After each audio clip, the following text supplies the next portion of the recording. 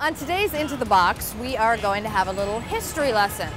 Don't roll your eyes at me. You are not in high school anymore. I promise, it's going to be painless.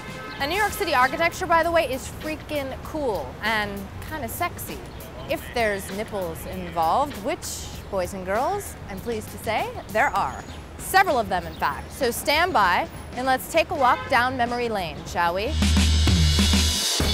Let's start in the luxurious environs in the 19th century. The luxury apartment house was actually invented in New York in the latter part of the century. Upper-class New Yorkers lived in townhouses and single-family mansions during that time, but by 1930, 90% of Manhattanites lived in apartments.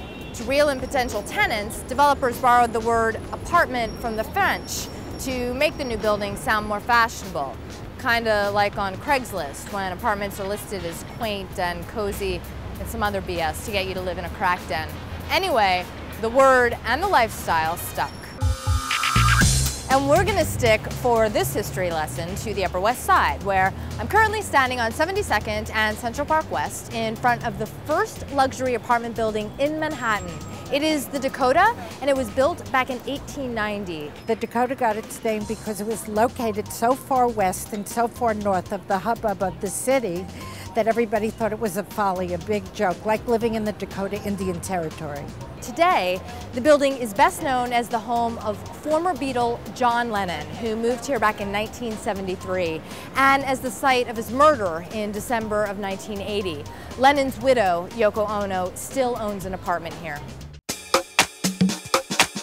We've moved a few blocks west now to where 14 years later, in 1904, the Ansonia was built and called the most technologically advanced apartment house in the world.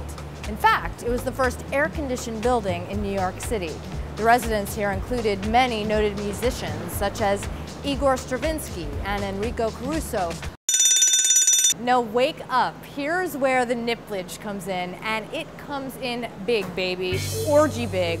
Right here, down in the basement, originally termed the Continental Baths. Bette Midler actually spent time here as a featured performer, but when she mentioned the place on The Tonight Show in 1970, it got bombarded with people looking to get their orgy on. At that point, the place was renamed. It was called Plato's Retreat. Well, it was a sex club, a club for so-called swinging, which meant that there were about 50 people in the jacuzzi at one time, and the floors were lined with mattresses, and people were changing partners. And some of them were fairly sleazy people.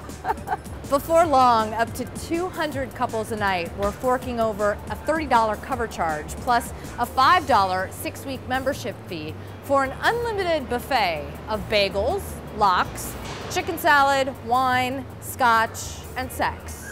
Did someone say bagels?